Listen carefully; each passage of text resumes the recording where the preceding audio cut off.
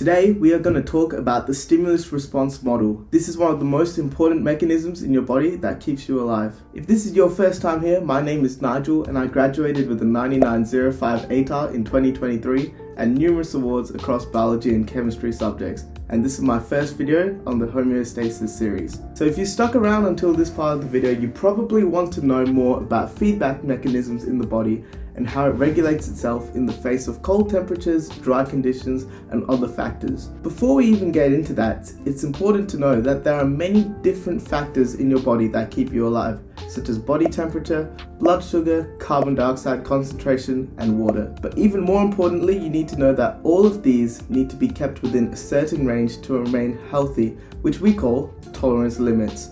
One key example of this is body temperature. When your core temperature is between 36 and 38 degrees Celsius, all the enzymes keeping you alive from the inside will be able to survive and operate at their best. However, if the body temperature falls below this range, you can suffer hypothermia, which can lead to things like memory loss, nausea, and fatigue. Likewise, if your body temperature rises to above 38 degrees, you can suffer from hyperthermia, which can also lead to fatigue, nausea, and cognitive impairment. For the other factors which we talked about, their tolerance limits can be seen to the side of the screen, so pause the video to read them. Now, we are going to talk about the stimulus response model, which explains how our body responds when a certain variable falls outside the tolerance limits. There are 6 stages to the stimulus response model. The first is stimulus, which is a variable factor in the internal or external environment that can be detected by the body. The second is receptor, which are the cells or tissues that can detect a change in the external or internal environment.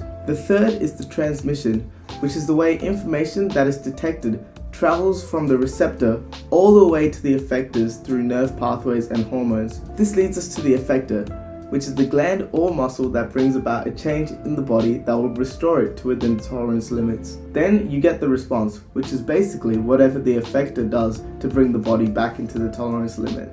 And finally, you have feedback, which is the impact of the response on the initial stimulus. Let's go through this model with an example. Let's say that your body temperature increased to over the tolerance limits. If we go through the stages of the stimulus response model, we can fully outline how the body can counteract this change. So firstly, we have the stimulus, which is the high body temperature. That is the change in the external environment that is detected by a body. Then if we look at the receptor stage, we can see that high temperature can be detected through thermoreceptors all over the skin and also in a region of the brain called the hypothalamus. Then we have the transmission phase. This is when the thermoreceptors on the skin send nerve signals to the brain to tell it that the temperature is too hot. Then the brain sends nerve signals to the sweat glands, which are the effectors. Once the sweat glands receive the signal, they will begin to secrete sweat onto the skin, so the body heat gets conducted out of the body. This is the response. Then finally we have the feedback. Looking back on the whole process, it seems that the body responds to overheating by cooling itself down, which makes sense.